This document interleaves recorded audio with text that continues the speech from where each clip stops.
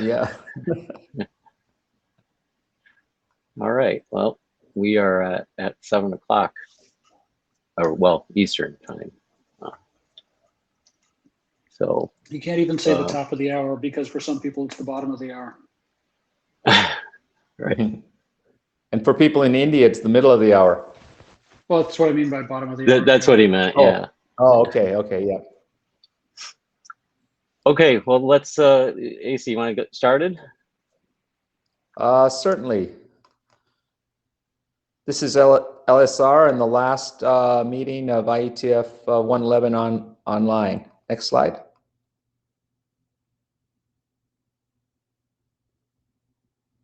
Okay, I'm sure you've all seen the note well. Basically, the crux of it is that if you know about IPR and you're participating in any manner, you're compelled to disclose it. You can read the details here. Next slide. Okay, 1 RFC. Next slide. Since 110. Okay, we have these three sitting here in cluster 340. I'm not sure what they're waiting on because there's no dependencies on any of these on any, there's no misrefs or anything, but these are going to come out shortly as well. They already have numbers. I just didn't put the numbers in the status. So we have three more that are going to come fast. Next slide. I saw that Tom Petch nudged John, and he talked to the RFC editor. So maybe now that this BFD Yang reference to the TE model is resolved, is removed, not resolved, maybe we can get all these protocol Yang documents published. That would be good, just to have them with the RFCs. And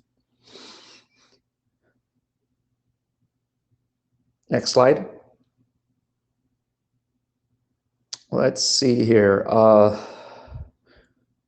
Yeah, we finally got the ISSR V6 extensions. It should go to telechat. I mean, it's under IESG evaluation.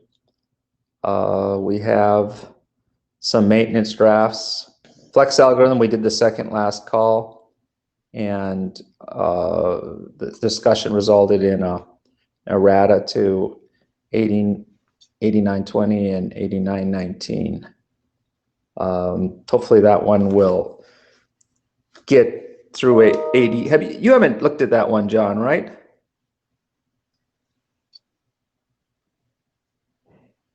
You haven't looked at flex algorithm, right, John Scudder? He's coming. Right, I have not. I've got some backlog in my queue that I need to plow through, but okay. I'm aware of it and I'm going to do it. Next slide. Sorry.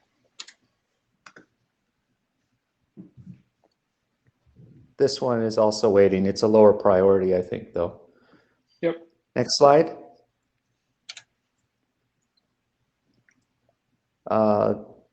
This is a working group last call. I saw another IPR just recently, but I realized it was just a refresh of the old one. I don't see anything different. I'm going to look at that closer next week, but I think it's just the same in IPR that was issued at the onset of the document. Next slide. Let's see, is there any here that... Yeah, we have all these Yang models that we believe are ready. They augment the base ISIS and OSPF Yang models. Next slide. Okay, we're going to cover the flood reflection today. This is an experimental draft, and Tony's going to talk about it. We started a list discussion. Strict mode BFD, we should be able to do that one. There's actually implementations to that one. And Ospf V3 for SRV6. That's a rather complex draft. We want to make sure we get it right, but we'd like to get that one as soon as possible and ensuring the quality because it's a normative reference to it in flex algorithm. Next slide. And let's see if there's anything worth talking about. Reverse metric isn't being implemented by anyone. It's not a real high priority, but it's basically ready as well. Next slide. Let's see if there's anything here that needs to be really... No, these really haven't changed since last IETF. Next slide.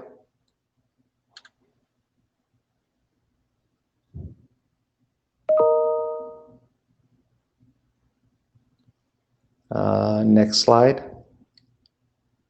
You can see those.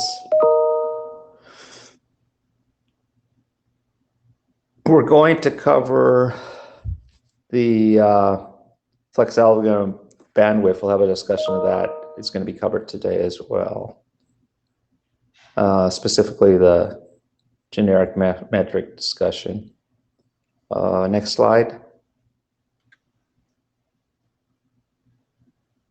And we have a couple in adoption call. And then we have people who have asked, I'll wait for it to move. We have people who have asked for adoption, and these are all on the agenda today, so I won't say anything more. Okay, I think we're done. I tried to go faster than I had in the past, so I didn't go through every draft. I just looked for the ones that I thought I needed to make note of to the working group. Okay. So who's going to go first? Is it Bruno or Les? What do we have up first? Sorry. We have Les up first. I'm going to try resharing to see if I can share just the application. Okay. Can you guys hear me all right? Yep. Yes. I'm going to have to put on my glasses to look at those graphs. All right. Actually, So, I'm going to turn off my video now that I'm done talking to it. all right. So let's get started so we can leave a good amount for the open discussion. Next slide, please. So the changes that we made since the last significant revision, we had an example algorithm. We removed it for a number of reasons. One, we've actually worked on an implementation now, and our implementation was not identical to the example algorithm. The algorithm is in any case a local matter. There's no interoperability issues, so people could implement things in different ways and it would not cause any problems. So we decided to replace the example algorithm with a few broad guidelines that anybody who implements the algorithm should follow. Next slide, please. So here are the basic guidelines. We note that flooding burst durations are not that long-lived in general. For example, if you needed to flood 2,000 LSPs, for example, a node with 2,000 neighbors goes down, and you are flooding at 300 LSPs per second, this takes roughly 7 seconds. So this is something that needs to be taken into account in terms of your response time. If you're not going to respond to adapt to some change in the capabilities of the receiver, and you only do that every 30 seconds or every 60 seconds, it's not going to be very helpful. We expect that receiver performance is not a constant, that it may be affected by transient conditions, bursts of packets from other protocols or data traffic or OAM traffic or what have you. So we need to be able to be adaptive. And our goal, one of the goals is trying to minimize retransmissions. And again, this is another reason why we want to have a fairly quick response time, certainly less than 5 seconds.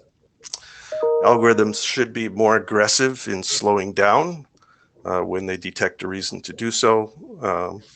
and less aggressive when speeding up.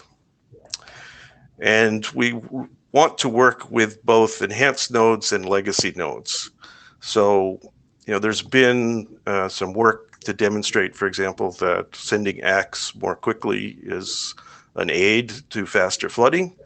But, there are nodes out there that don't do that, and we'd like to be able to interoperate with them.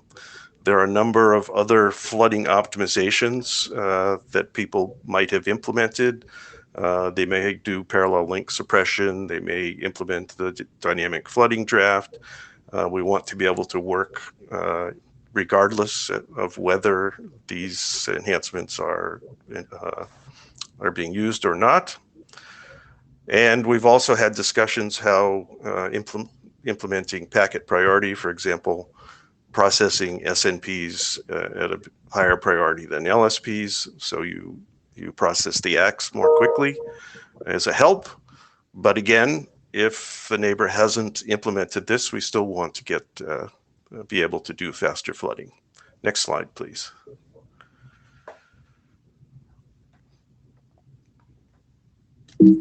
So this is just a very high-level overview of our proof of concept implementation. We're not going to go into all of the details of the implementation. What we do is we track the rate of transmissions and we compare it to the rate of acknowledgements over a multi-second history. And if the two of those are not in sync, then we're going to adjust our transmission rate. There are two parameters that need to be configured, only two. One of them is what's the target maximum transmission rate that the customer wants in their network. This is a per node value. We refer to this as Lsb TX max. And we also want to know what the receiver ACK delay is in milliseconds, which is a per neighbor value. This is so that if somebody is, for example, by default, or at least by specification in 10589, the PSNP ACK delay is 2 seconds. People may be using that. They may be using something faster. And knowing what that delay is helps the algorithm determine whether whether the receiver is keeping up or is not keeping up more accurately. So we incorporate that into the algorithm. We are agnostic to the reason for the delay. Packets could be lost on transmission. They could be dropped on ingress to the receiver node or being punted from the data plane to the control plane. There could be CPU issues. ISIs may not get to run as much as it would like to. Doesn't matter to the algorithm. Hey, Tony was on the queue. He was in the queue. So the question first is, Les, do you want to hold questions to the end or do you want to be interruptible? Well, partially I think this is up to you guys, but I would kind of hope that we would hold questions because we do have an extended period for open discussion, and I think that would be better. That would be my preference anyways. Yeah, so unless it's an immediate, like just clarifying question, let's hold questions until the end because we have dedicated over a half hour to discussion. Okay. Okay. And just a note, the current flooding rate is referred to as Lsb TX rate, as opposed to the target maximum, which is Lsb TX max. I'm not sure that we incorporated that name on all the slides. I apologize for that, but just to clarify the distinction. Next slide, please. Here's the basic test topology. We have an emulation of a large network so that we can get most of the tests were done with 2000 LSPs. So that's just a simulated network. And then we have a sender, which has implemented the algorithm. And we have a receiver, which is fundamentally unchanged code. The only thing that we have done on the receiver is we put a hook in to artificially manipulate the receive rate that the receiver will support, so that we can test when the receiver is able to, for example, handle 100 LSBs per second or 300 LSBs per second and so forth. But other than that, it's base code. Both the sender and the receiver are real hardware platforms. And the basic test procedure is to reset the receiver. We now have to sync the full LSB database to the receiver, and we're measuring the performance based upon that. Next slide, please. Just a little explanation about, you'll see a column related to the Lsb transmission strategy. When you're sending at a fairly slow rate, as historically we have done, it's reasonable to say, for example, if I'm doing 33 LSBs per second, I can expect that I will wake up 33 times a second and send 1 LSP each time. But at higher transmission rates, it's unrealistic to expect, for example, we're going to wake up 1,000 times a second and be spot on each millisecond. So we keep track of this, and if our goal, for example, is to send 1,000 LSPs per second, we recognize that we're going to wake up at some slower rate, and we're going to send some burst, and depending upon the CPU load at the moment, the scheduling rate may not be perfectly linear, and we try to adjust for that so that the net is that we are sending whatever our target rate is per second. We refer to this transmission strategy as optimized. You'll see the term optimized in base in the data that we show in the subsequent slides. Next slide, please. So here's just a baseline. There's no operation of the actual algorithm itself, other than the optimized transmission strategy that I was discussing on the previous slide. And this just simply shows how long it takes to transmit 2,000 LSPs at the given rates. I think there's nothing very surprising here. Next slide, please. All right, so here's an example where we're slowing down.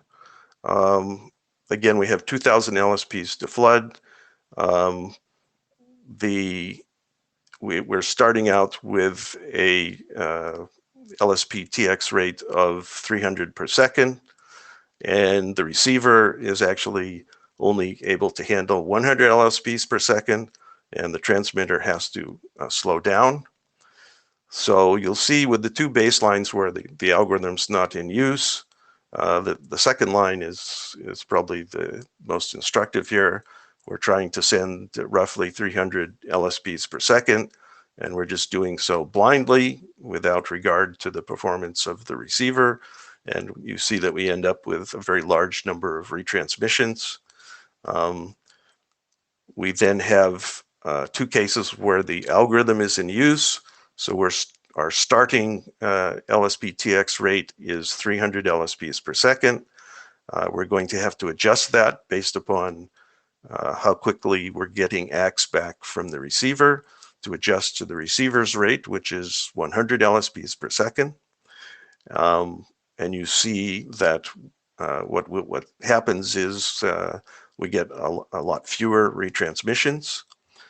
There's a similar test case where our initial rate is 1,000 LSPs per second, and again, we've got to adjust down to 100.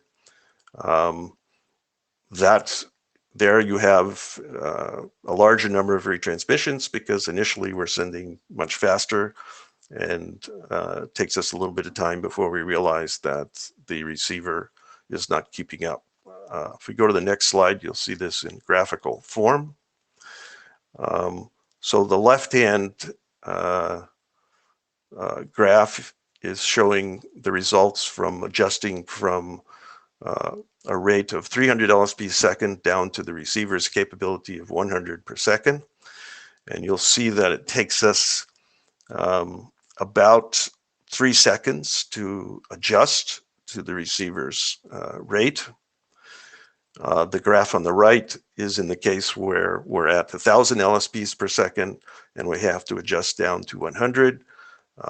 It takes us a bit longer to adjust from 1,000 down to 100. It takes us somewhere between 4 and 5 seconds. And that explains why we have more retransmissions. Next slide, please.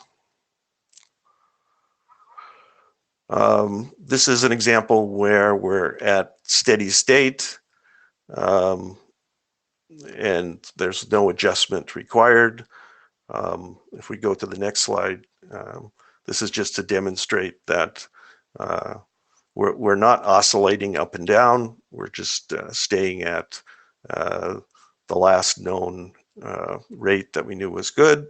And so we have no retransmissions here. Next slide, please. All right, here's a case where we're speeding up. So we're starting out at a rate of 100 LSBs per second, and we've altered the receiver's capabilities so he's not limited. And we see that the sender has to adjust to the new rate that the receiver can sustain. And again, we have 2 examples where the algorithm is in use. One where the Lsb TX max target is 300 LSBs per second, and one where it's 1,000 LSBs per second. You'll see, before we go to the next slide, I'll just mention on line 4 that the adjustment from 100 to 1,000, because we ramp up more slowly, deliberately, it actually took us multiple bursts before we actually reached the maximum of 1,000. So if we go to the next slide, we'll see that in graphical form. So again, the left-hand side, we're adjusting up to from 100 to 300, and you can see that we hit the maximum rate in about 11 seconds. The graph on the right, we're trying to ramp up to from 100 to 1,000, and you can see that it took 2 bursts. The first burst got us up to about 500 LSBs per second, and the second burst got us up from 500 to 1,000. Next slide, Tony please. P has on this chat has mentioned a couple times that he thinks that should be TX transit, Yes. I think, instead of yes, max. No, he's absolutely right, and I apologize for that. I'll apologize for it again. The blue line is labeled Lsb TX max, but it should be Lsb TX rate. In other words, the current rate at which we're sending. He's quite right. Thanks for pointing that out. I apologize. Yeah, I just wanted to do it during the graph because I'd forgotten what you said earlier. Yeah, no. Okay. No. Thanks, Tony. Okay, next slide, please. Units of time are a tenth of a second. No, they're seconds.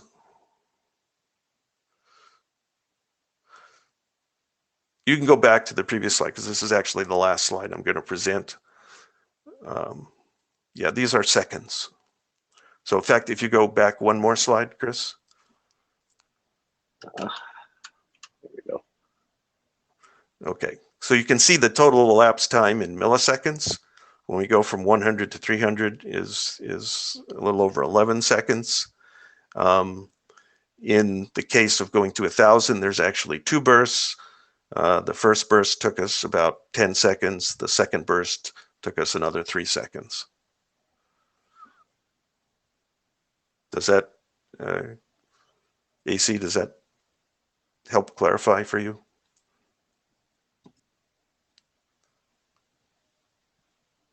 All right, you're muted, so.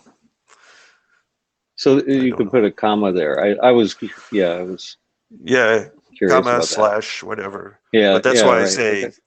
All right, again, if you go one slide ahead, you'll see there were 2 bursts involved to get us all the way up to 1,000 if you look at the right-hand graph. So we sent Right. 2,000 LSPs, we got up to about 500, and then we waited a little while, and then we sent another burst, and that got us up to 1,000. And that's all I wanted to present at this point. There are some other slides which Chris and AC, I'll leave it up to you whether you want to use those as talking points in the discussion period, but that's Okay. it for me at the moment. All right, that sounds good. Yeah, let's go to the next presentation, unless somebody has something they think should be clarified before that.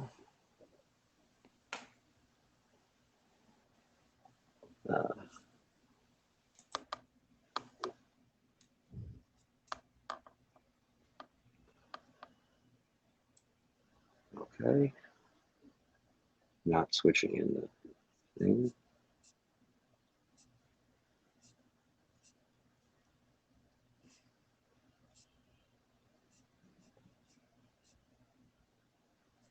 Okay, hello, can you hear me? Yes.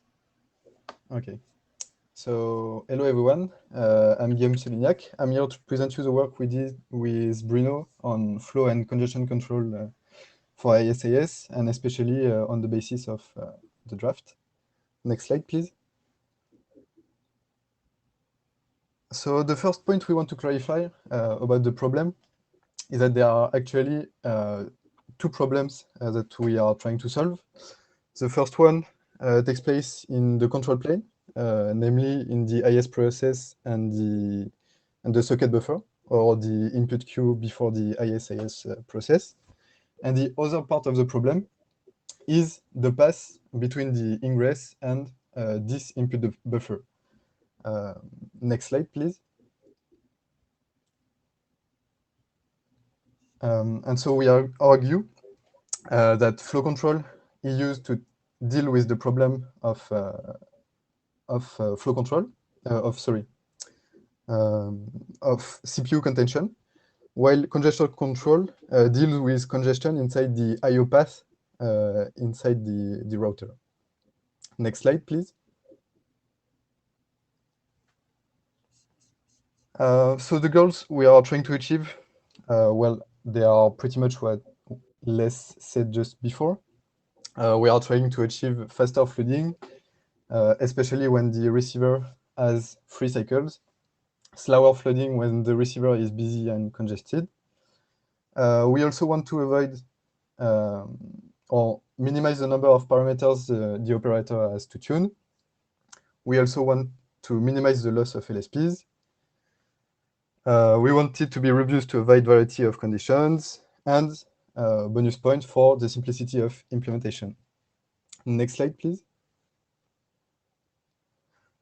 So the first part studies the impact of the Arwin algorithm described in the draft and how it achieves flow control. Next slide, please.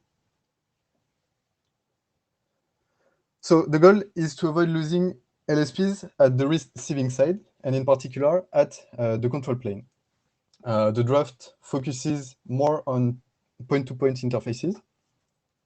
And for this, there is a classical algorithm, which is to use a receiver window, which we call Arwin in the next slide. And basically, the sender will never send more than Arwin acknowledged LSPs. So you can see the algorithm summed up just after. And this asks 2 changes to the protocol to make it work. The first one is to advertise the receive window inside the Hello PDO. And the other one is to change the Psnt behavior to get faster feedback. So if I want to give you a small example. For example, in that case, Arwin has the value of 6.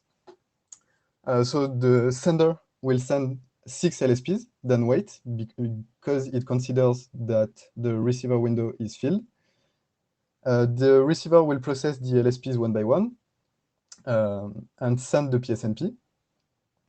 And the sender will send new LSPs once it has received the acknowledgements. So this way, there is a natural pacing to the receiver acknowledgement rate. Next slide, please. So there have been some questions on how to choose Arwin.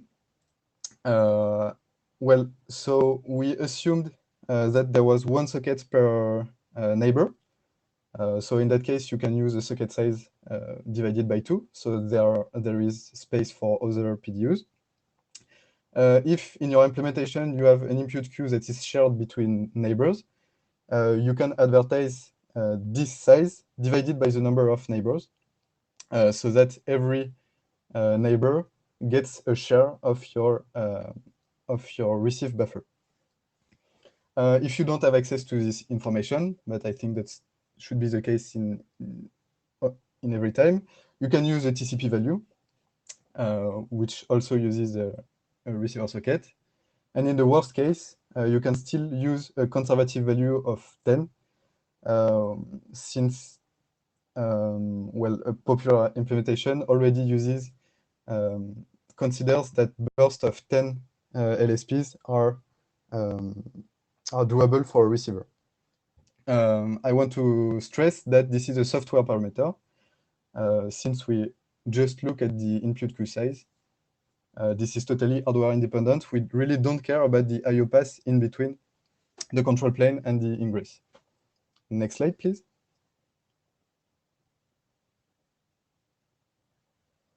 So when to send a PSNP, we reuse the mechanism that was presented in the previous IETF. The receiver chooses a parameter LPP for LSPs per PSNP. And so once it has LPP LSPs to acknowledge, it will send a PSNP right away.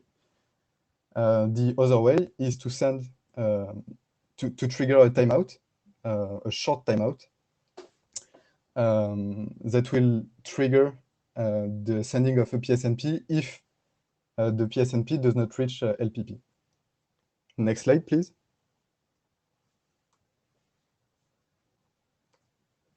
So the algorithm Arwin relies on one static information, the size of the socket buffer.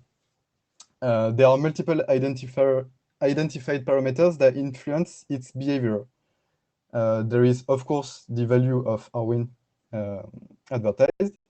There is also the RTT, which does not appear in the algorithm explicitly, but has an impact on the theoretical rate you can achieve with this algorithm. And the other one is the LPP value that has an impact on performance, as we will show afterwards. So if we want to look at the theoretical rate we can achieve, it is Arwin over RTT, because in the best case, you send Arwin LSPs, you get the acknowledgement right away. So you can send Arwin LSPs every RTT, which gives you a rate of Arwin over RTT. Next slide, please. So the experimental setup is pretty much the same as what was seen in the last presentation. We have a router with a large LSP database. We have a router with an empty LSP database, and we establish the adjacency between both and see what happens, see the reach sending rate. Next slide, please. So here you can see the results for two different LPP. So you can see the parameters on top. And so you can see that the achieved rate is close but lower than the theoretical rate we could achieve of 2,500 SPs per second. And the other very interesting part is that there are no LSP losses.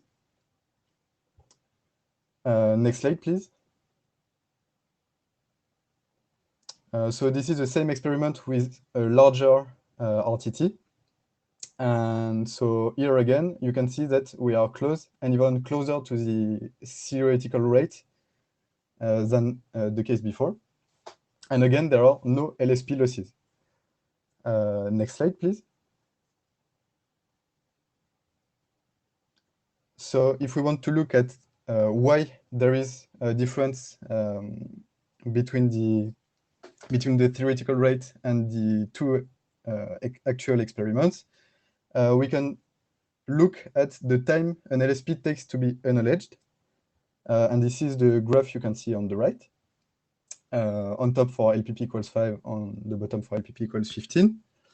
And you can see that the actual measured RTT is higher than the 20 milliseconds we set up on the link,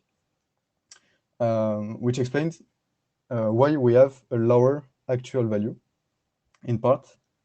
And so this is due mainly because of the computation time, processing time of LSPs. The other important point is that Arwin should be a multiple of LPP. Otherwise, there is unfilled PSNPs, and LSPs get buffered like it's useless to buffer them, and it actually makes the effective Arwin lower than it actually is. Next slide, please.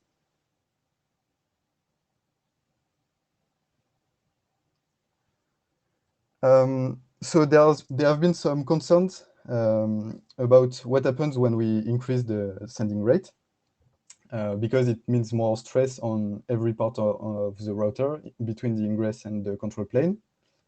And so we wanted to study what happens when multiple senders are actually sending to a single receiver. So next slide, please. So this is our experimental setup. Instead of having one sender, this time we have 10 senders that send their LSP database to the receiver. Next slide, please. So here you can see plotted on top the bandwidth achieved by every sender, so one color per sender. And on bottom, you can see the metric I talked about before, which is the time an LSP takes to be hacked. The three graphs correspond to three different Arwin values. And we can see, well, surprisingly, that it reaches around 2000 LSPs per second in every case, while we expected that by doubling the Arwin, we would double the rate. And the explanation is that we are actually in a CPU-bound case. And so it's very interesting to see that the Arwin algorithm pays naturally to the CPU processing speed.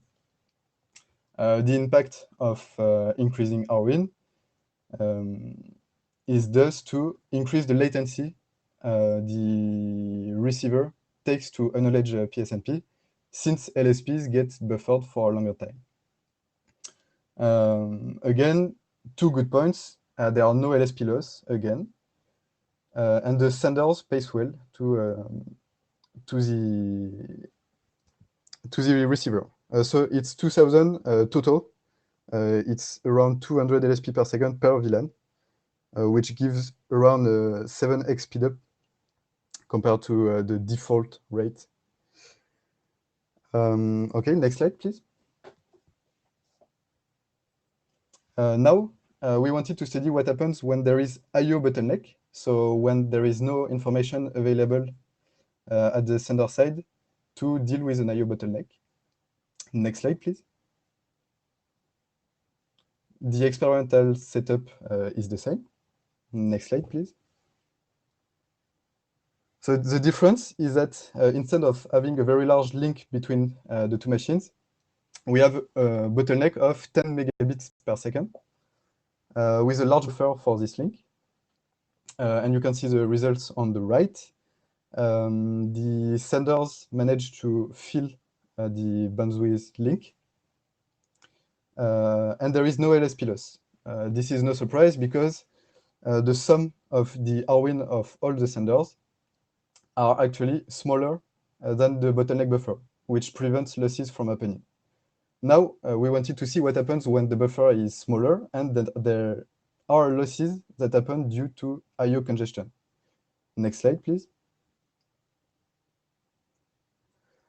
So now we reduce the buffer size to 64 packets.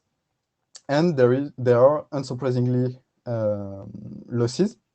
And you can see the losses on the bottom graph. They occur every 5 seconds. These 5 seconds correspond to the retransmit timer, where a sender considers that an LSP was indeed lost in that case, and comes back to the queue for retransmission. The other interesting point is that we completely fill the bandwidth during almost the duration of the experiment. So there are around 10% losses on the total of LSPs transmitted. And the losses correspond to the difference between the sum of the receive window with the buffer, the bottleneck buffer. Next slide, please. So next, we wanted to see what happens when we try to increase a bit more slowly the rate of transmission. So instead of having directly Arwin unacknowledged LSPs that are allowed to be sent, we increase it gradually from 1 to 50. And this has the effect that you can see on the bottom graph, that losses get a bit spread out. So it helps mitigating a bit the burstiness. So we can see that it's arguably not enough. So next slide, please. So yeah, if we want a bit to sum up what we have seen so far, there are 3 sending rates possible. In the first experiment, it was the Arwin limit. In the second experiment, it was the CPU limit.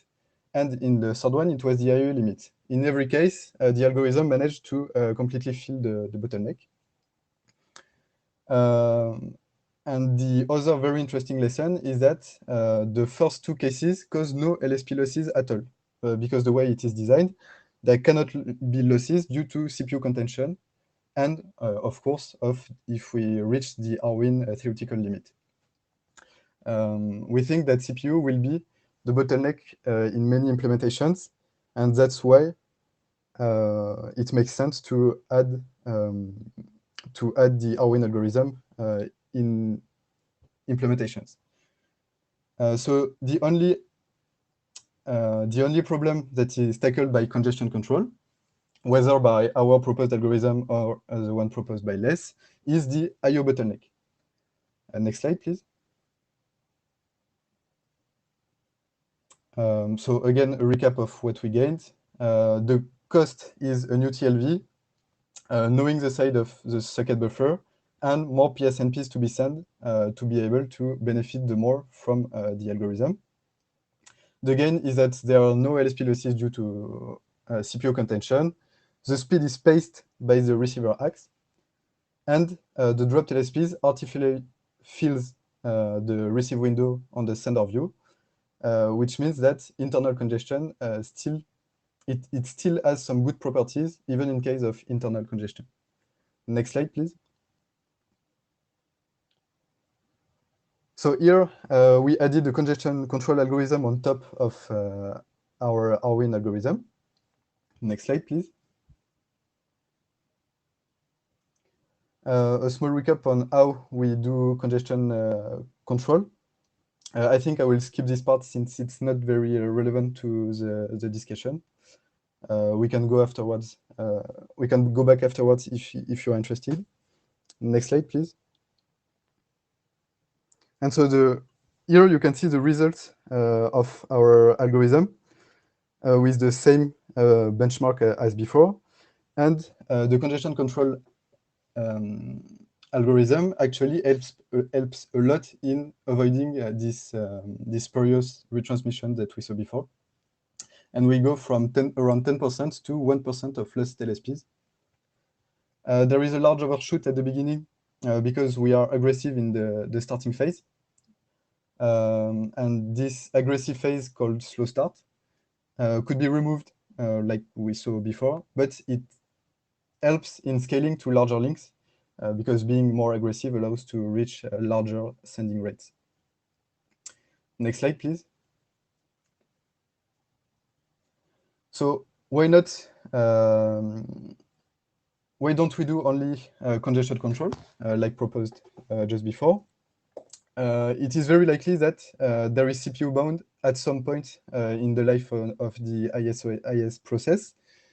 So for many reasons, it can be another process can be scheduled. There could be expensive SPF computations. And in that case, the Arwin algorithm deals perfectly, since all the send LSPs can be buffered before being processed.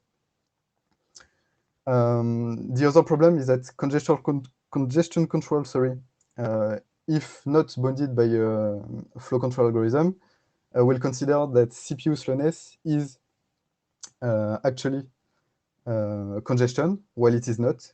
Packets could be buffered since we could know the space available to store them. And the other point is that they can work together. In our case, you could perfectly use Cwin algorithm and then add the Arwin algorithm on top. And I think it could be interesting to see the results of less with adding the additional guarantee of Arwin. Next slide, please. So here is a recap of all the results, and we can see that in the CPU bound case, the Arwin algorithm deals perfectly with the problem. Next slide, please. So yeah, we achieved many of the goals that we set before. Next slide, please. And I think I will stop on this slide since the time is expired. The Arwin algorithm only deals perfectly with CPU congestion.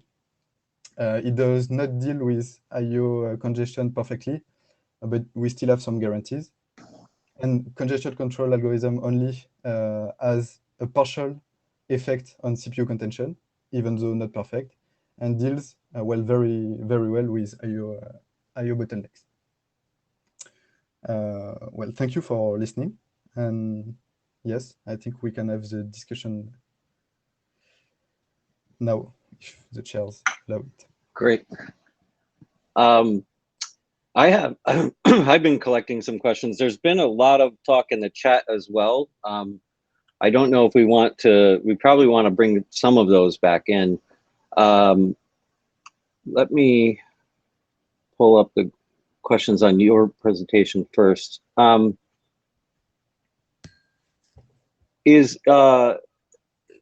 of the questions I had overall was, and maybe we can go back through the slides, but how much faster was yours with Arwin than with the congestion control, with Les's proposal? Do we have a comparison? Well, I think it's hard to be fair in the comparison, like comparing flow control algorithm and congestion control algorithm. I think I'm not sure if the comparison is very relevant. Since they deal with... No, what I'm saying is, well, it has to be relevant. It's the point, right? What I'm curious about is, and maybe we can do this right now and figure it out, but how do as an audience, when we're looking at these results, how much faster is it going to go, right? That's the goal, right? Is that we flood faster. And we have results, there were some results we can go back to in Les's where it showed, like 17 seconds, I think, or, these different things. Is there some number that we could say? Have you guys looked at each other's stuff, right? I mean, is Arwin like, does it get everything done in 3 seconds for 1,000 or, or whatever? So, I mean, yeah. Yeah, I think I get your question. The Arwin algorithm alone, I think we don't want to use it alone, even though that's what we showed here. I think we want to see the receive window as an additional guarantee on top of congestion control algorithm. And this way, the congestion control algorithm cannot lose packet due to CPU contention. Because as soon as the Arwin algorithm will hit some I/O bottleneck, it will lose packets and potentially perform way worse than a simple congestion control algorithm would have done. So one of the things I wondered is Arwin the equivalent of making Ls's transmit max dynamic? Is that? Yeah, indirectly, yes, because by Okay. bounding the number of buffered packets, you will bound the transmit rate, and you don't Okay. have to take an arbitrary value. Yeah, no, I want to be. I've got more questions, but I want to be fair to the people in the queue. So, Yep. Bruno, are you next? Yes, thank you. Trying to answer your question, Christian. Indeed, it's difficult to compare the raw number because hardware is different and implementation are different.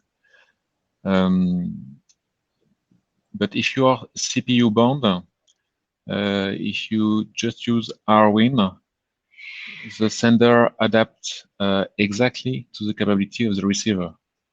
So if the receiver can process and acknowledge 312 LSP per second, the sender will send 312 LSP per second. So it's a maximum that can be handled by the receiver. If the receiver pause, so for example for 300 milliseconds, the sender will pause by 300 milliseconds. Again, same number. For any change in the behavior of the receiver, the sender will adapt quickly in 1 RTT and with no loss of LSPs.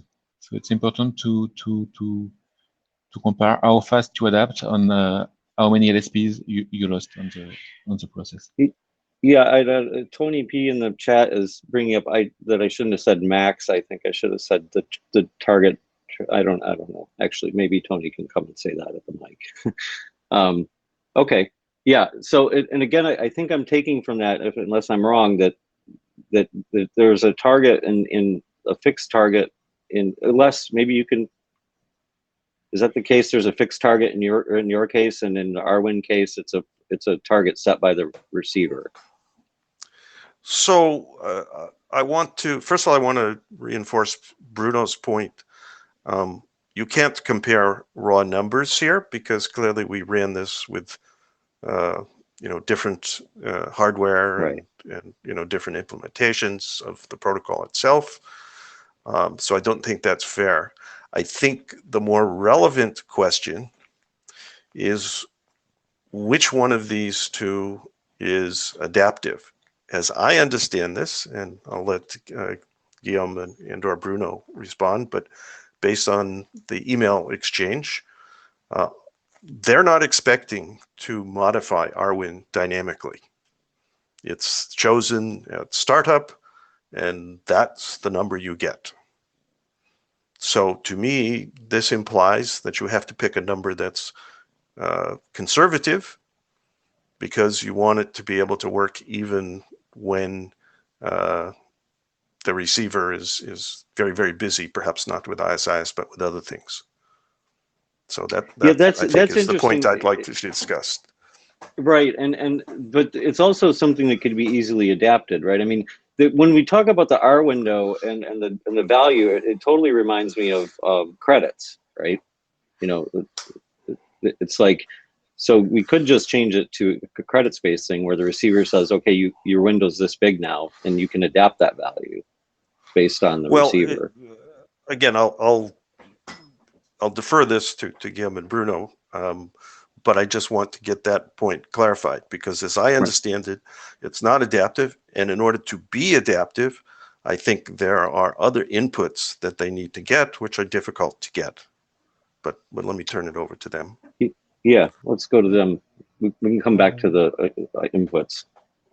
Yeah, so there are really two things, the Arwin and the congestion control algorithm.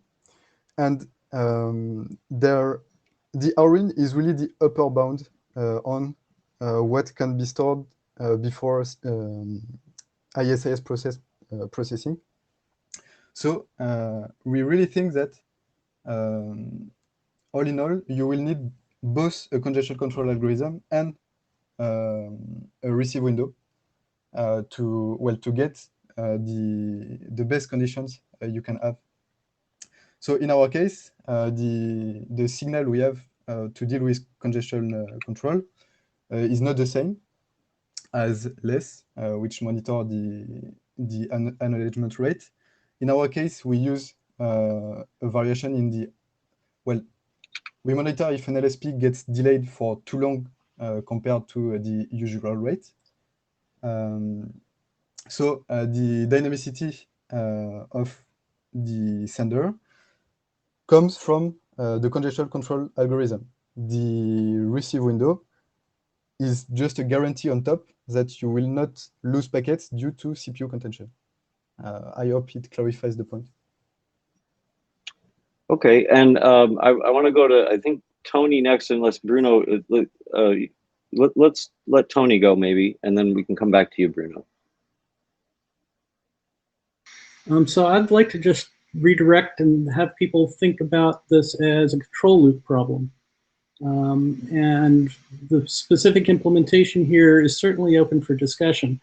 But the point is that if we have feedback, if we can give information, and it probably would be best if it's real-time information, back to the transmitter, we can do better, right? If we take a look at Les's slides, it's very clear that there is some time for the transmitter to react.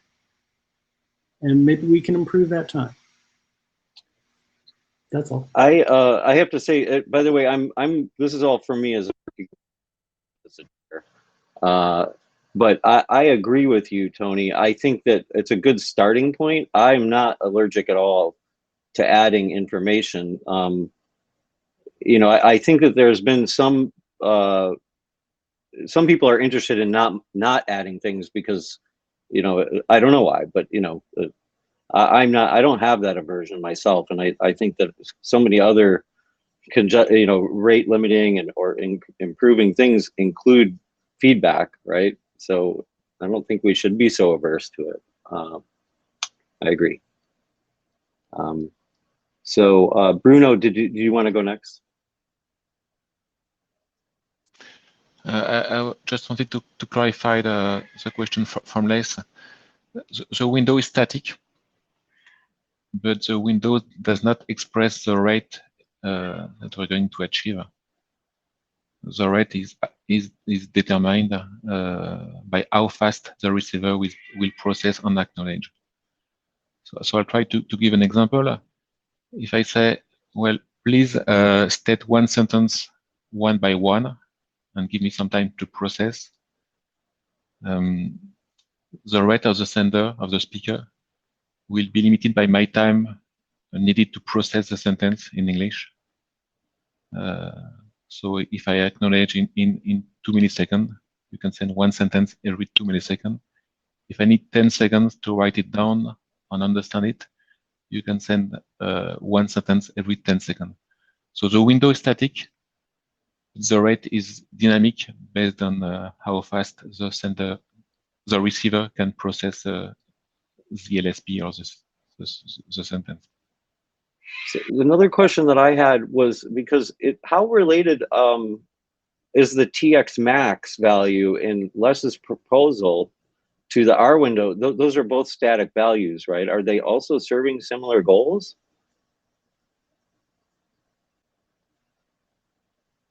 Les, maybe you can go and you can also clarify that whatever you wanted to clarify.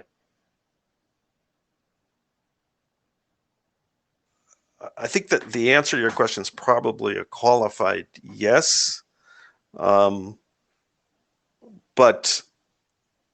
the TX-based algorithm is built to adapt. As I understand the Arwin-based algorithm, you pick a number that is never going to change, and it's not going to adapt. So the behavior that you get from Arwin is because the receiver goes, okay, I can send 10 LSPs or whatever the magic number that has been advertised is, and then I have to pause. And I have to wait in order to get the X. And I think in both of our cases, the testing that has been done thus far is somewhat artificial because we're only running ISIS. And in fact, we're only running it on our limited topology. We don't really care about updating the fib and all of this stuff. But in the real world, of course, we're going to have a large network. We're going to be running other protocols. We're going to have data traffic. We're going to have OAM traffic, what have you. And the capabilities of the receiver are not going to be static. You simulated this though, didn't you? You actually put the limit on the receiver of 100 LSPs. Yes. So you were yes. simulating that condition. We did simulate it in a simplified way, and that's to demonstrate that the algorithm does adapt. It obviously doesn't adapt.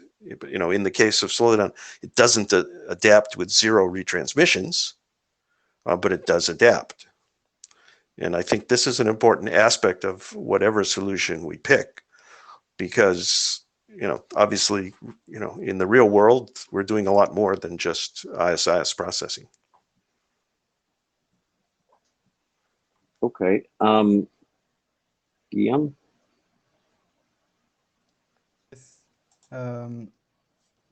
So actually, I was reading Tony's point, but I agree that you need congestion control, and the value you advertise is really not magic at all. It is the space you have before CPU, your LSP gets actually processed. And I don't think it's too much to ask to have this value. I think the buffer you have just before, where your LSP gets stored before processing. So it's really no magic.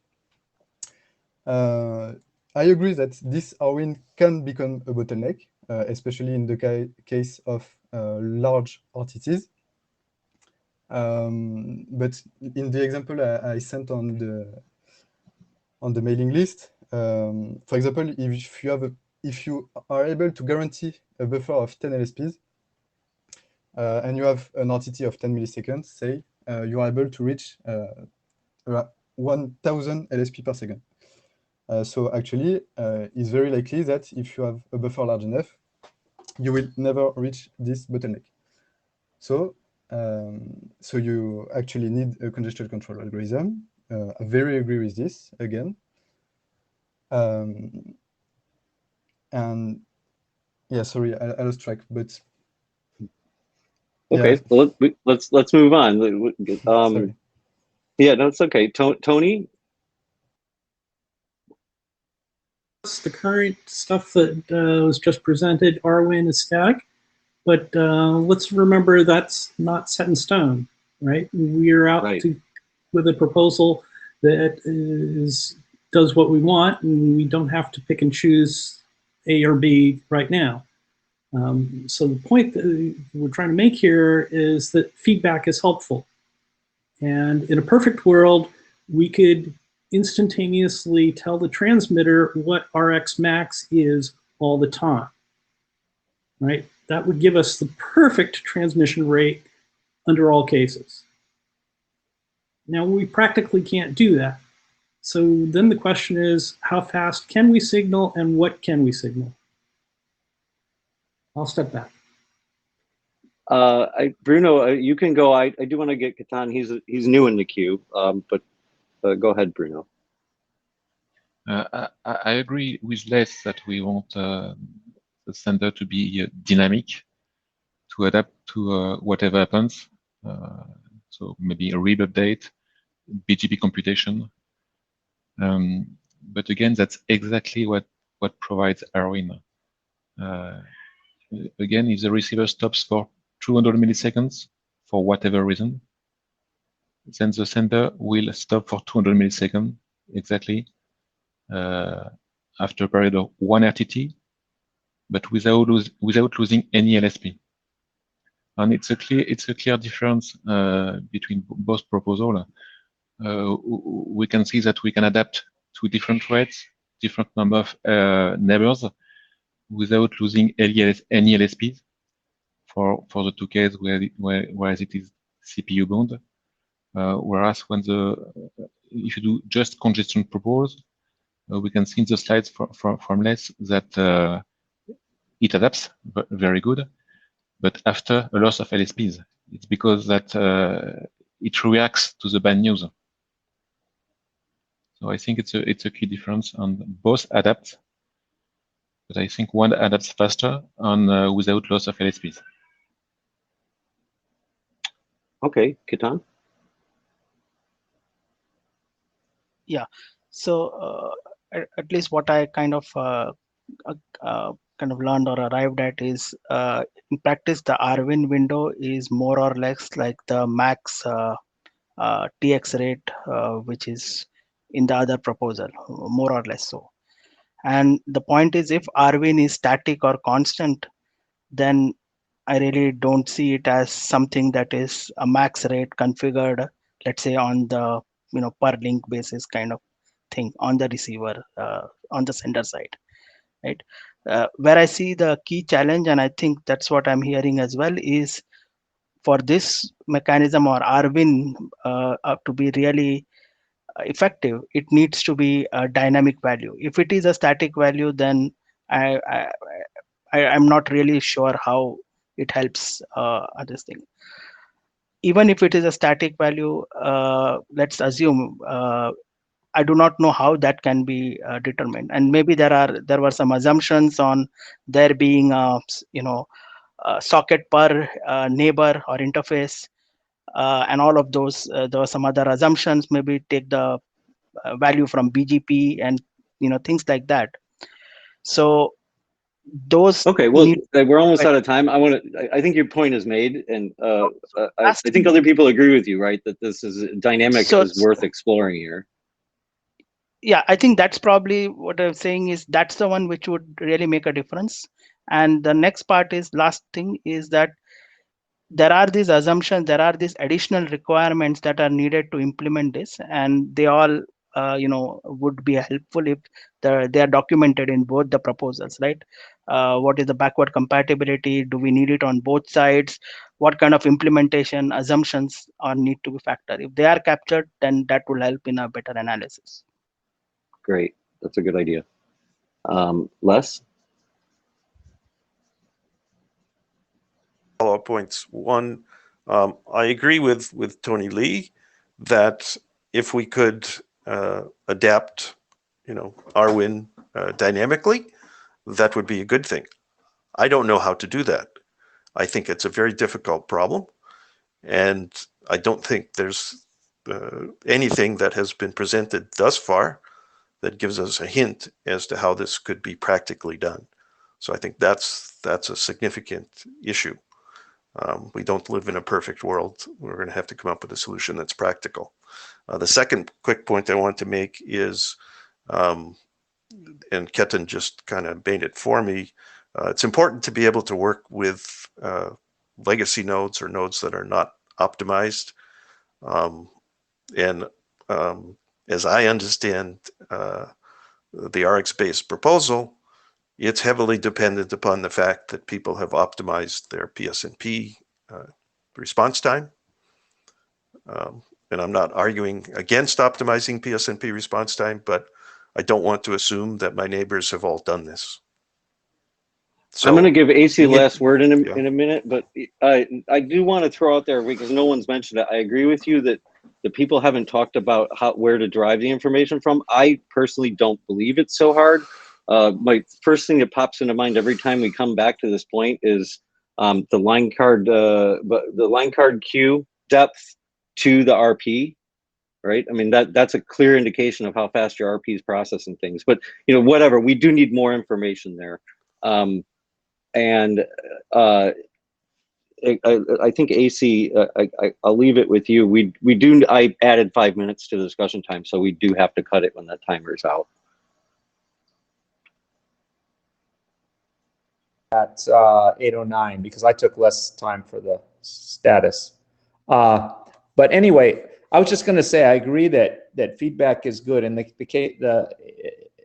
they're just using different feedback in the two cases. In one case, it's our window that could possibly that's explicit. In the other, the transmitter is taking note of the actual behavior of the receiver via as indicated by the acts that are sent. And I think that's the main difference. I think I also agree that, you know, there's a lot of differences in, you know, how you implement this. You can do things a lot better whether you process every packet to completion or you pull it off a queue and schedule it so you do all the important stuff first. I mean, that's a key one. The other thing, maybe you can talk to, I'll let you talk to this, Chris, is whether or not, you know, when we could, you know, we haven't really concluded, we should probably have an interim when people could do it. I know August isn't a good time. I think that's a good idea. So just to recap, I think this has been very fruitful, and I think an interim would be a great idea if people are willing to go to it and to do work for it. There's time that people have. One thing we should take to the list is whether or not we want to do let people, you know, what we should do about experimentation. We'll talk about that. Yeah, specifically about that one, I'm wondering, you know, going back to the old days of the interop labs over in, you know, UNH or whatever, it would be great if we could get to an apples to apples comparison, right? Like, or get close to one. So, you know, where we joined up the teams. And I guess to that point also, I'm going over time, I shouldn't, there's room to combine these two things. But we'll have to take this discussion to the list, I guess. Okay, so up next. Thanks, everybody. Thanks. Oh, both Les. Yes, thank you very much.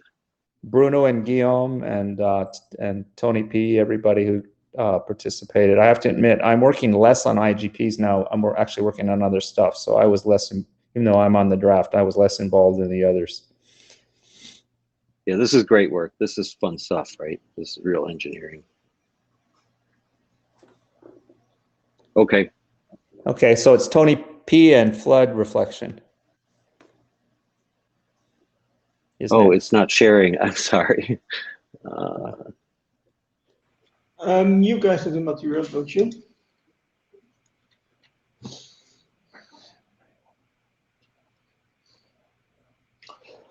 All right, I'll keep it really crisp. So just update where we stand with the flood reflection. Next one, please. So I think last time we were showing something was 106, so it's a while. Draft has been adopted. There was 1 or 2 rafts. I think the only, so yes, it's implemented, deployment experience, no interrupts, since we're not aware of any other implementation, otherwise, you know, holler. The one thing that changed in the draft was that what we've seen that the flood reflector should not advertise attach bit because we don't want, you know, this thing to attract L1 traffic towards L2. We got temporary code points, less unified that on a nice value. That's about to expire, so heads up. I think the chairs have to request the extension if we don't get that stuff out as a document. Oh, that's the old version you're showing here. Actually, I sent an updated version of this view graph. Now, anyway, so as far as we see it, could be last called. There is enough information you need to implement as far as we see, and you know the discussion of the list didn't bring many questions. Some comments from AC show that we may consider a better tunnel and no tunnel section operationally split. Looking for opinions here. Yeah, and that's pretty much it. So if people think that we need another RAF, you know, with some better operational split for the tunnel, no tunnel option, and maybe some more detail on the no tunnel stuff, but pretty much everything is in the draft as far as I see, then we can RAF another version. And that's about it.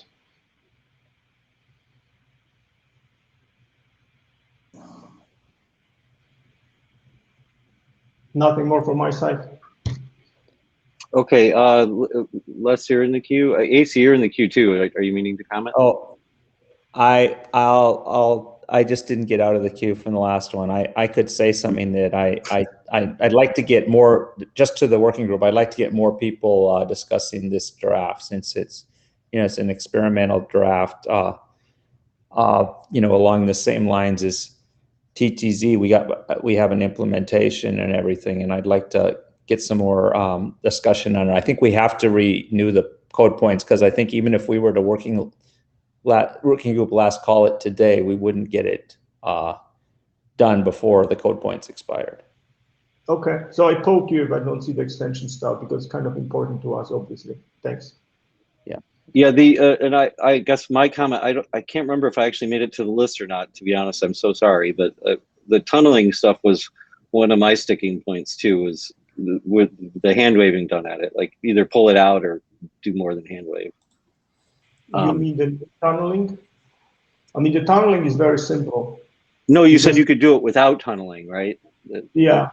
It's like one sentence, right? And it's like, I don't know if it's trying to influence people liking it or not, but like just rip it out or expand on it, right? No, there is enough information, I think. But I mean, also AC's observation was that maybe it benefits its own section, and the whole thing pulled together from the couple of places where it explains what the implications are. It's okay. You can continue. I mean, it basically says smart people could do this, and do this without tunnels. At least the last version I read. Anyway. Yeah, so the newer version should have more. You basically leak privileges, L2 into L1, and there's like 2 or 3 more sentences where the draft says do not do that. The rationale is, fairly complex, comes from deployment experience. It will work without, but you just don't want to do it operationally to be on the safer side. But okay, so I split it up into 2 sections, operational tunnels and no tunnels, and I give it a little bit more explanation. I polish it, put it from the different places in the draft where it's mentioned. Okay, that would be great. Yeah, Les? The code points have been renewed. They're good until August 22. You can look in the registry and see that. Perfect. We can even carry them forward if not. Yeah, perfect. Thanks. Okay. Okay. All right, let's go to the next presentation.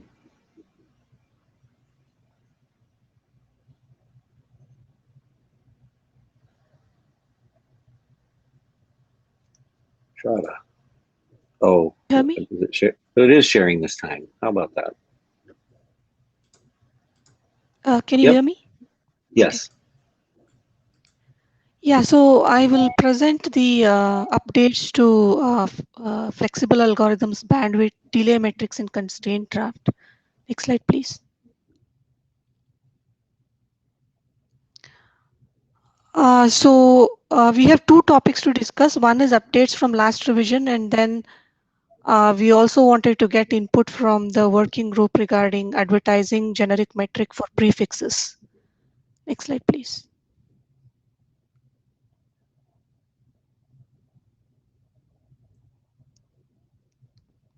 So the changes from last revision are we added a section on applicability to FlexAlgo multi-area case. So basically nothing new. It's FlexAlgo has this FlexAlgo prefix metric.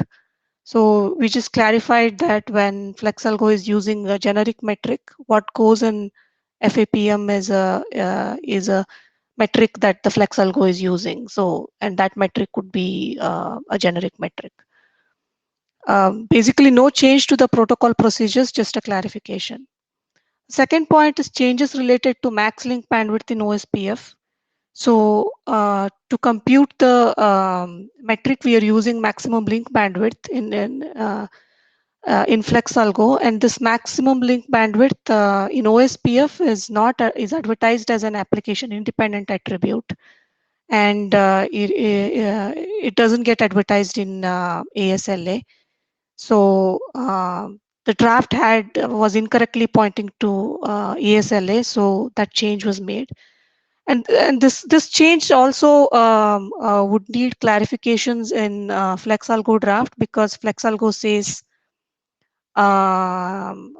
FlexAlgo draft says all the attributes must be used from ASLA, whereas in OSPF, this particular attribute is not advertised in ASLA at all. So FlexAlgo drafts need clarification, and I have sent some proposed text for that and request working group to take a look at that.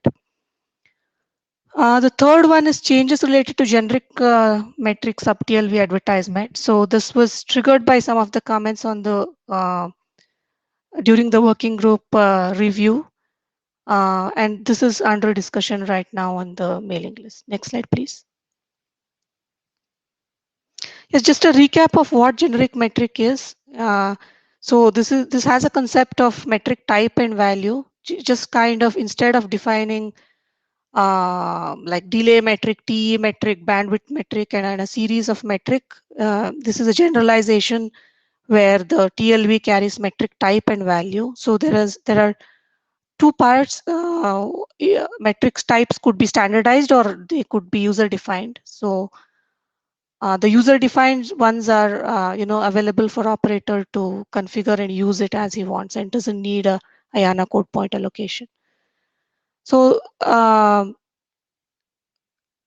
so the concept of generic metric is that any application such as FlexAlgo, SRT, RSVP, or LFA can use it. And it can also get carried in BGP and get accumulated across multiple domains. And it has inbuilt ability to advertise different metric for different applications. So right now the draft has this generic metric sub TLV in TLV 22 and OSPF extended link TLV. And the discussion and we have a discussion going on the mailing list on whether it is to be advertised under ASLA. Next slide, please.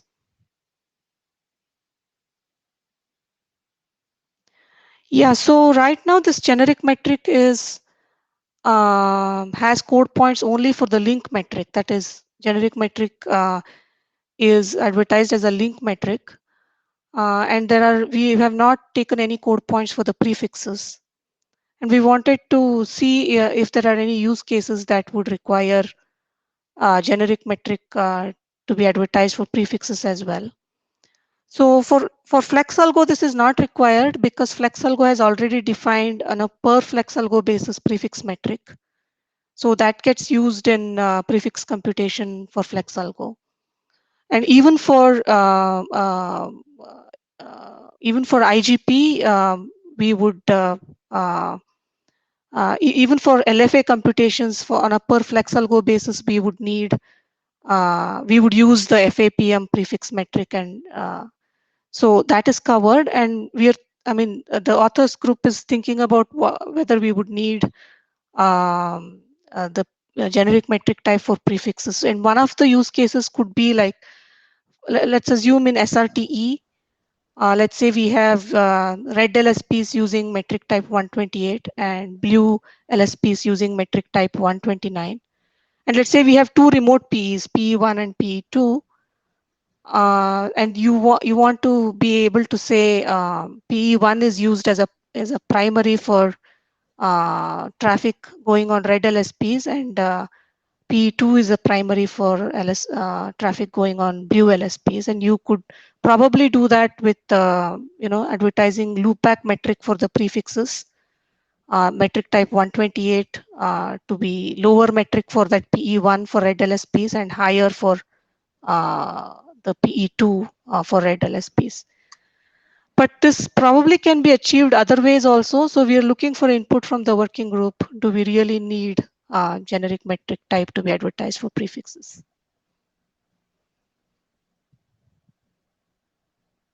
Next slide, please. Yeah, we request review and comments, and once we close on these two aspects that are under the currently discussion, probably we would also need an early code point allocation. Yeah, that's all. Okay, we do have a little time for discussion. There has been a lot of list discussion as well, which is good. I will say, you know, I just went, so to be ready for this meeting, I went back and reread all of the email, and I've talked with AC, and, you know, we're not making a rough consensus call now, but it is definitely looking like that ALSLA thing is going the ALSLA way. Maybe just in the future, because, you know, there's been some public airing of, you know, like the author, you mentioned the author group is in discussions.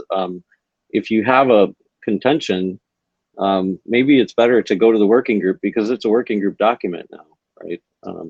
Before you publish it, and it will maybe ruffle less feathers than sort of fiat publishing. You know, your choice. Anyway, just a couple of chair comments. Ketan. Hi. My comment was regarding the need for a generic metric at prefix, especially for the SRT use case that you mentioned. Normally, the SRT paths would be set up to the node, right?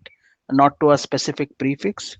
So that is achieved by the generic metric on the link. So I'm not really sure we need it for, and that applies to RSPPT as well. So I'm not really sure we need a generic metric at the prefix level for those two applications.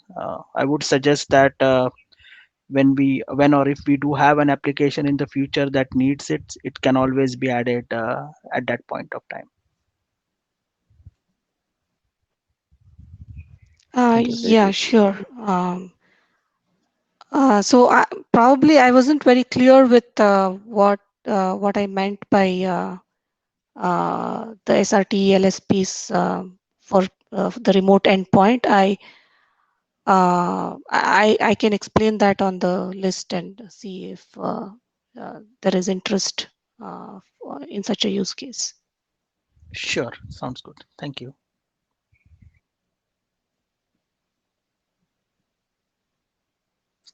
Okay, we still have a couple minutes. Shraddha, did you have any questions for the chairs? Yeah, no, I guess I'm good. Okay. AC? Yeah, more discussion on this. So I guess I'll just reiterate what I said on the list. I see this, you know, we spent all this time on link metrics, and now in an existing working group document that does something everybody agreed we needed, we introduce this generic metric. Now this generic metric, the way I see it, it's kind of ambiguous. You say it's generic, and rather than having application-specific metrics, you have different metric types. I saw examples. This is just from the examples in the email that you have. I think it's just, you know, it's kind of an end run, and I don't really think, you know, if we can't get off the dime on this, maybe it should be taken out and we go to a bandwidth metric or something for these bandwidth constraints and done in a separate proposal. Because you know, it's generic. I saw you said, like for OSPF, you said you could put it in the prefix link, extended link attributes, or you could put it back in the TE LSAs. So then we'd have another LSA we have to correlate. It would just be a disaster. So as you can tell, I'm not very happy. I don't know about what it. your concerns are. I'm not understanding what your concerns are. So for OSPF, are you saying that we should never have it in TE LSAs, or what's the point? For flex algorithm, yes, I'm saying we should never have it. Yeah, so there is no proposal to use it from TE LSA for flex algo. If you understood it that way, that's incorrect. Well, we're almost out of time. Can we go to Tony? Yes. Hi, so there's no end run going on here. Earlier draft, you know, we had it as a bandwidth metric, and we had some definitions in there about how the bandwidth should be defined. But in looking at it, we quickly came to the conclusion that it's a purely local definition anyway. And there's not a whole lot of reason to mandate that, you know, a particular network operator use a particular algorithm for computing what the metric is. They can do whatever they want. From there, it made perfect sense to have it be more generic, and that's all we're trying to do. So when you in the draft, when you specifically talk about cases, are you saying that we could move that to sort of like a use case, like this is one way you could use it? Yes, you could use the generic metric for bandwidth. Right. Yeah, maybe if we didn't talk about it in the draft so much, it would be more obvious. Ron?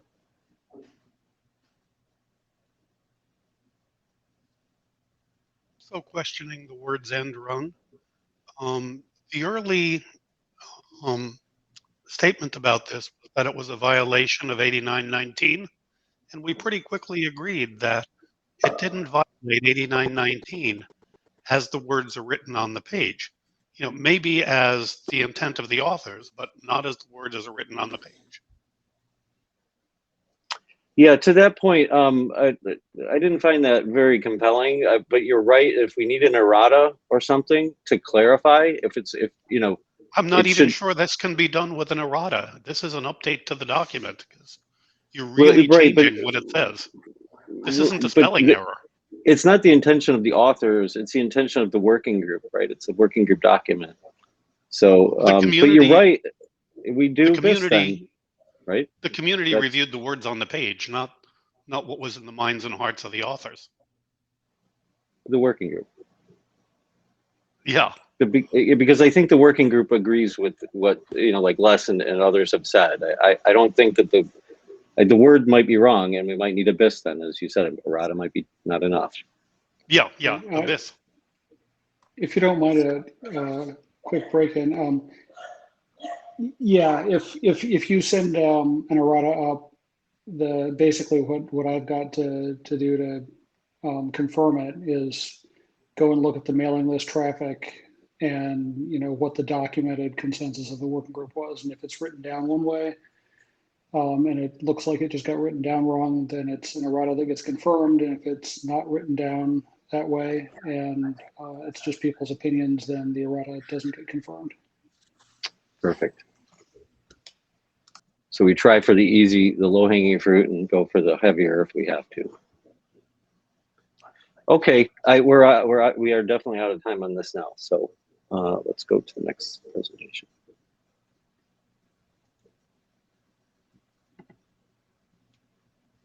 Oh, I didn't have to share again for this one. Okay, Peter. Yeah, hi, can you hear me? Yes. All right. Okay, so I am going to present something new that we came up with Les and Ketan, and it's about the IGP event notification. So next slide, please. So a little bit of a background. Typically, what we do in the link state protocols, we distribute the state. Basically, it's a steady state which is being advertised, being in an adjacency state or a prefix being up, etc. And if the state doesn't exist anymore, we simply remove it by the advertising node. So there are certain types of events in the network that doesn't necessarily represent a steady state. It's just an event, and we were thinking if this may be useful for the network operation.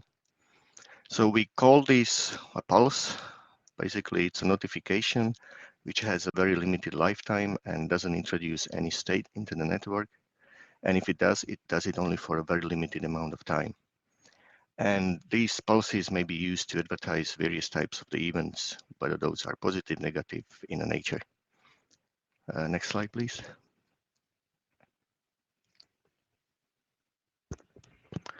So the initial use case that we had in mind when we started this work was basically the case where, you know, the summarization is being used in the network to address the scale in terms of advertising the number of prefixes between the areas or domains. And, you know, the result of the summarization is that some of the other protocols that are relying in, you know, more specific routes for its convergence, it's basically being lost. We typically use, for example, the BGP peak, where the loopback of the remote PE, if it becomes unreachable, the BGP peak edge is being triggered. But with the summarization, we don't have that visibility. So we would like to get some type of a notification outside of the local area or domain when some of these components of the summarized routes goes away, and we want to do it in a way that it doesn't leave any persistent state in a link state database. So the next slide, please. So what are the requirements for the pulse? First of all, the processing is optional of the information in it. It's decided by the receiver whether it wants to use the information in it or not. We want the distribution to be reliable and to be separated from the traditional link state data advertisement. So it is basically being sent independently of the traditional link state advertisement, and the arrival of a pulse must not result in any topology recalculation or route calculation. The basic fact and the first requirement basically on top of the list is the limited lifetime, so it is very short-lived. There is no flushing or purging mechanism for these. These are being basically propagated, used, and then basically destroyed. We need a reliability, so there is some retransmission, but the retransmissions are limited to a very limited period of time, so we don't want the retransmission to actually extend the life of a pulse.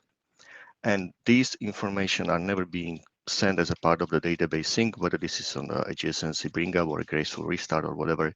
These are only sent over the existing adjacencies which are in the upstate. So the next slide, please. So we define a bunch of new PDUs, which we call the flooding scope pulse LSP and flooding scope pulse PSMP. These are based on the RFC 7356, which is the scoped LSP. We support all the flooding scopes that are currently defined. There is no need for a CSNP because, as I said, we never exchange these as a part of the database exchange. And obviously, I mean, these are new PDEs. So this is not a backward compatible thing. This is completely something new. So if you want to do this, you need a set of routers which would be able to propagate this over the network. Next slide, please. So here's just a comparison to what the flooding speed, for what the pulse LSP would look like. So it's similar in nature, but we removed a bunch of the fields in it. And especially, we don't need the remaining lifetime because it doesn't really have the lifetime. The lifetime is by definition use and then discard. So this is just an example how the pulse LSP header should look like. Next slide, please. Similarly for the PSMP, so the header doesn't change, but the pulse LSP entry TLV doesn't have the remaining lifetime, the entry. So it's again very similar, but the lifetime is removed. Okay, next slide, please. So how does this work? What is the update process? So there's a separate instance of the update process for each of the supported pulse LSPs. It is similar to what the RFC 7356 proposes. These are flooded only on the circuits that are participating in a given scope. The pulse LSPs are not retained beyond the time it needs to flood them and eventually use them if you want to use it. We are limiting the retransmissions to a certain amount of retries. We propose 3 by default to have some reliability, but then after that we basically don't continue. We propose to keep the flooding scope LSP in a database for a 0-age lifetime, just to minimize the possibility of reprocessing something which has been previously received. Okay, next slide, please. In terms of the generating this, the originator of the pulse LSP should or must remember the last sequence number it used for a given LSP. because we are still using the sequence number, to compare the LSP in terms of which one is the new one. We also propose that the originator uses the next LSP ID each time a new pulse information is being advertised. This is basically to prevent the new pulse to refresh the state of the older pulses which has been sent previously. We don't want to refresh them, so we want to really keep them separate and let them die, irrelevant of any other new pulses which are needed to be sent, after that. So the next slide, please. In terms of acknowledging the pulse LSPs, determining which one is new follows the rules used for the regular LSPs. If we receive newer or same version of the pulse LSP, we acknowledge it using the pulse PSMPs. If we receive something that is older, basically we don't do anything. We just basically drop it because it is going to basically times out anyway. Okay, next slide, please. So, and basically this is the TLV that we are defining to use the pulse LSPs. It's what we call a summary component reachability loss. Pulse TLV, basically when you do a summarization, whether it being on an L1, L2 router or on an ISIS ASBR, when a reachable component of the prefix is being lost in the area from which the summarization is being done, we are generating this TLV. This TLV is going to be propagated across the network. It can be leaked. Obviously, we don't want these TLVs to be leaked back into the area from which the summarization is being done. So there is a condition that avoids that. And then when the receiver receives this being in an ingress PE, it may get this notification to the BGP, and BGP may trigger the peak. Obviously, the procedures, what and how this is done, this is a local matter. It is not in the scope of this document, but the idea is that the BGP gets the notification and then it triggers the BGP peak procedure. Next slide, please. And that's it. We would like to get some comments from the working group, whether this is something that the working group is interested in looking at. And that's it from my side. Are you going to run into patent IPR issues with Snapchat? Just kidding. AC? Basically, now admittedly, most of the time it's going to succeed, but this is really like a best effort delivery. Yes. Yeah. I mean, there is reliability in it, but it's limited. Yes. Yeah, it's limited. It's kind of like the next one we're going to see later. It's kind of temporal based on when you got the components of the summary. You're gonna signal there's two parts to it: the mechanism and then the application of it. Yes. To trigger the BGP Yes. It can be any application that is interesting in that, and doesn't necessarily right. Need to be This BGP. is just that would just be the first one, but it would work that way. It would take any component that exists at the time, and once you lose that component, you would signal that. Okay. Wimo? Very interesting topic. My understanding is that it defines generic procedures and the encodings for distributing the network events. In fact, 10 years ago, I submitted a draft for distributing the abnormal space, but I use the traditional way. I think if we use this way, it'll be much better. Cool. Okay. Thank you. Aizen?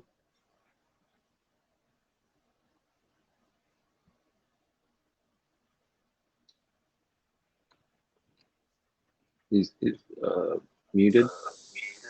Hello? There you, yes, there you go. I think Peter's proposal is another approach for the scenario that described in the PUA draft. One comment is Peter said that the event notification can be used for the positive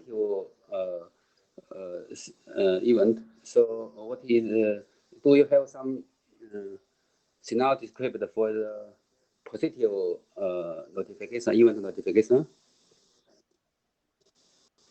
Sorry, I didn't really get. Can you repeat? Or You know, you. It may not come through the second time either. Your mic is sort of going in and out. Yeah. It's kind of hard to hear. Maybe you could post your question to the chat room and we could echo it back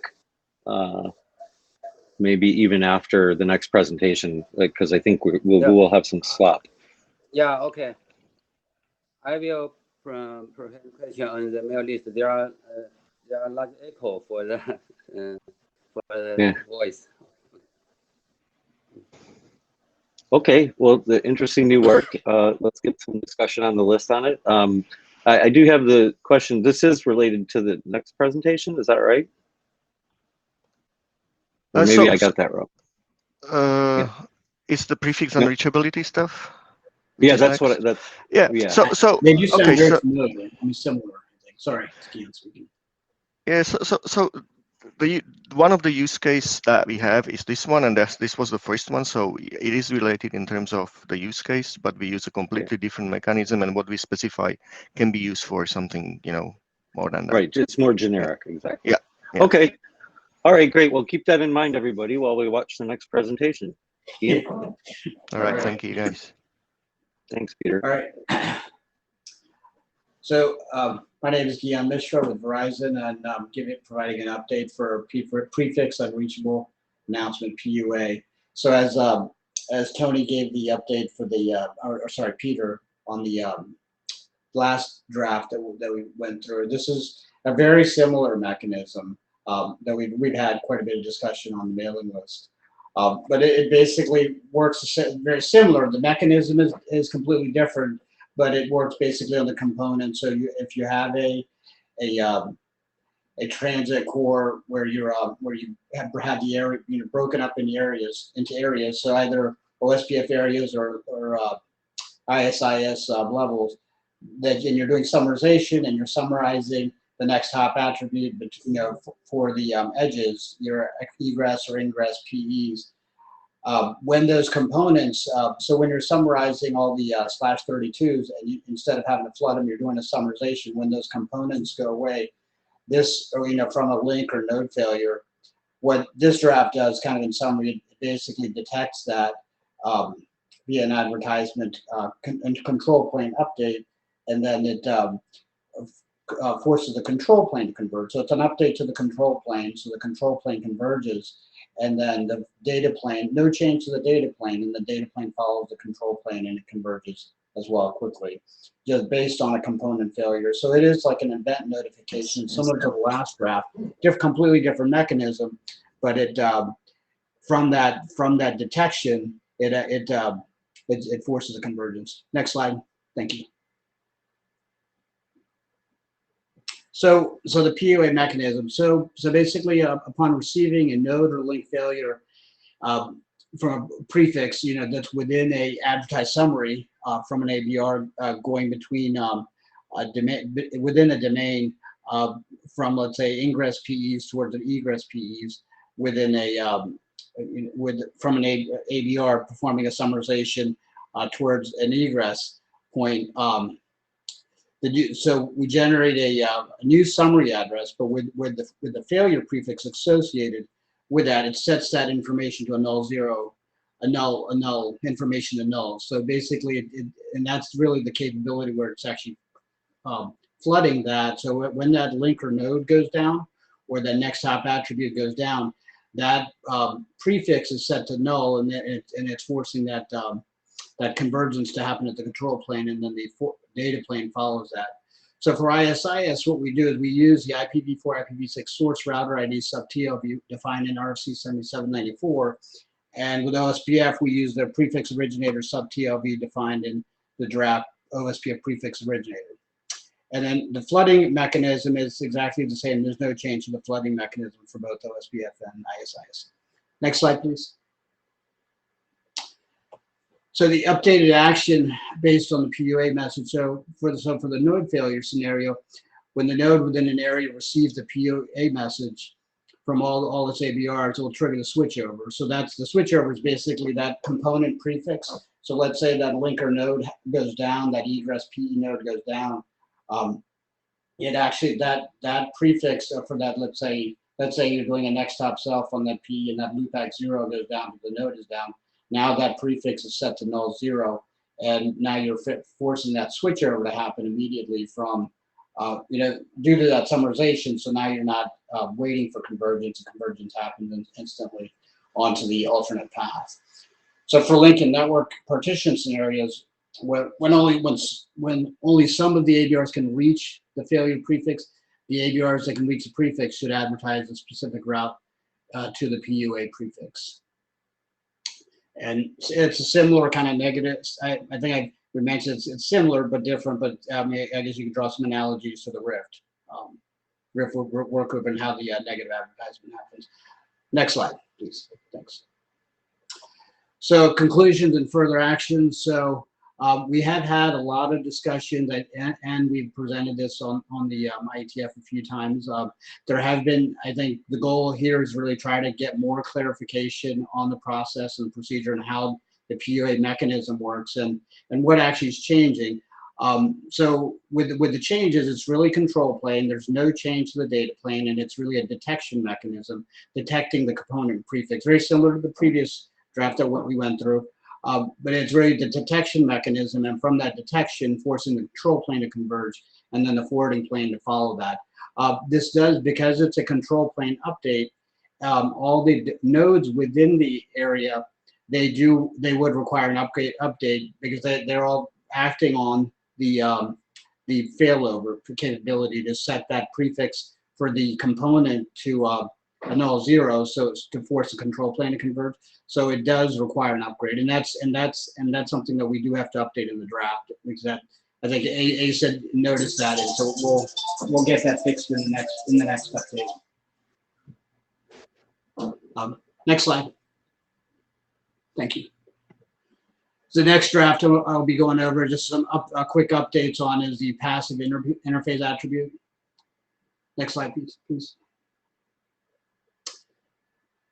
So what this proposal is to solve is, so this is something as well, and I think Ace had mentioned, and I think probably a few times and maybe others, it's something that we will fix in the draft. So the passive interface is a implementation specific command, and so we will replace any references to the passive command and change that to stub. So thanks for those comments, and we'll get that fixed. So what this draft does is, and the goal is to provide any cases, any use cases where you have a stub LSA. So it's really the passive command is implementation specific, but when you have a stub LSA with no neighbors, so that's really tracking that interface, so that link that doesn't have any neighbors, and it could be an interface within a data center, an inter-AS boundary, and then I guess it's a new use case with edge compute scenario with 5G edge compute, the draft link there, where we don't have any neighbors, so it's an interface that's made passive with no neighbors, so it's a stub LSA. So being able to track that and update either for a BGP controller or PCE controller, be able to differentiate interfaces that are passive from interfaces that have neighbors, I think, and that's with the BGP LS or BGP controller. Next slide.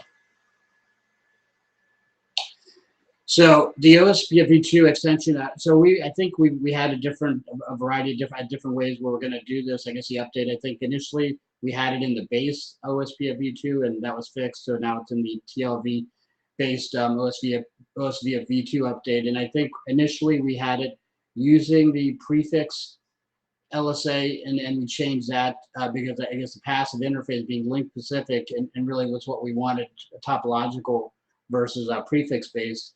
So using the Ospf V2 extended link opaque LSA versus a prefix LSA, and the same for Ospf V3 and ISIS.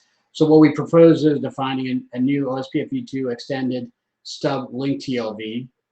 And this has been updated in revision 8 and with the link type and metrics field with this newly defined TLV. So the link type field can be used to indicate subdivisions of the passive interface and other future potential uses. And in that field, there's a few different options, and we can expand on it for that field. So let's say like 1 is AS boundary, 2 loopback, 3 VLAN, and then you know, variety of other future extensions that we can add to that. Next slide, please. So for Ospf V3 and ISIS, it's similarly done using the, so it's, with Ospf V3, we define a router stub link TLV to describe the router stub interface. And the TLV would be contained within the eRouter LSA. And then ISIS would be a new top level stub TLV. And then the similar options that we have for the link types, for the various link types that would be supported. And I think for now, like in the draft, we would have AS boundary, loopback, VLAN, and then future extensions that we can, extensibility that we can add to the draft. Next slide, please. So newly defined sub TLV. So once the newly defined sub TLV describe the IP address information that's associated with the passive interface defined, sub object is defined within RFC 209 extensions for RSVPTE, and then propose one independent registry code point, IN allocation for the stub link attribute, which can be referred by Ospf V2 and V3 and ISIS. So all three of those would have a new IN allocation code point. Next slide, please. So for further plans, any comments? I think we have had a lot of comments, so we'll probably spur this up on the mailing list again, and get more feedback. We appreciate all the feedback that we've gotten so far on this draft and the PUA draft from the chairs as well as folks, you know, within the work group. So much appreciated. We've added a new co-author to the draft with ETE, Xingtung Sun. Welcome. And we'd like to, I guess, the next steps, you know, ask for an adoption poll for this draft if folks feel that this draft is ready for adoption. Thank you. AC, you're in the queue. I think Gian and Ajahn understood my comment that I don't think we already have, you know, we have links for things that are topologically significant to the IGPs, and we have prefixes for local addresses, and I don't think we need, you know, for, you know, addresses that we're advertising local, the inter-area prefixes. I don't think we need this stub link explicitly. You could take this single stub link type or whatever you want to call it and add it to a prefix if you really needed it. Now the IGP certainly doesn't need it, but so you want us to carry this solely for other applications. I mean, other use cases. And I mean, for one TLV, I know we've done this before, but you know, where we have optional TLVs that we've had, we have things definitely have sub TLVs that we carry for prefixes that aren't used explicitly by the IGP. So that's kind of a moot point. But to invent a new construct, the stub link, and then you realize, oh, I need the address of this as well. So we're advertising the address of it separately. Then we're advertising the prefix that we use for the route computation. That's what I think is wrong. And I know we disagree on this, but that was my main comment. So that's as a working group member, I would imagine, right? Yep, yep. And as Yeah. a co-chair, I'd like other people to read this, not just me. Yeah, and so I just before we ran out of time, I wanted to throw out there that we do have adopt as a working group document on the slide, so we should speak to that. Do you think that There was a request? That's still, because there was a. I don't think so. That there was a request. I had a question mark.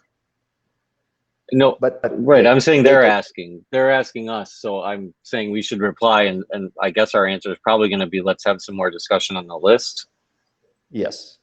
Yeah. Maybe not there yet, I guess is. Yeah, I think Ijun's in the queue. I don't know, Ijun, you want to chime in on anything? I guess comments on this route? Yep, Ijun. If you can get your mic working. Originally, we have put the information within the prefix TLV, but after discuss the main list, there are some we changed it to the sub link. So I think if I say I think such information should be associated with the prefix, we will read the discussion before and find whether it is suitable or not. Okay. Yeah, speaking as working group member, I think once you had to add the address to the stub link and you're advertising that prefix two different ways, I mean, actually you're not advertising the prefix, just the address, but advertising it two different ways, that would be a good indication that this is not the right way to encode it. Okay, we're out of time, so just wanted to give a final thoughts. I think that the discussion was really good at the beginning of this, and I think that if people are willing to and have time to put more work into it, Bruno less, that we should maybe look at doing an interim. Yeah, that's all I had to say.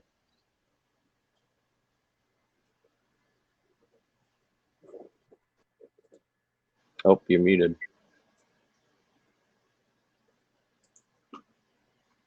Yeah, I think we should do that right away.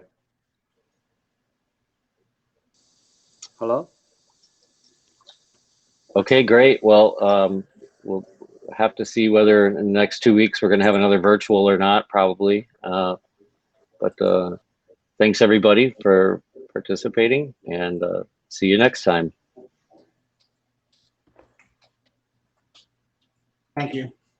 Thanks. Everyone.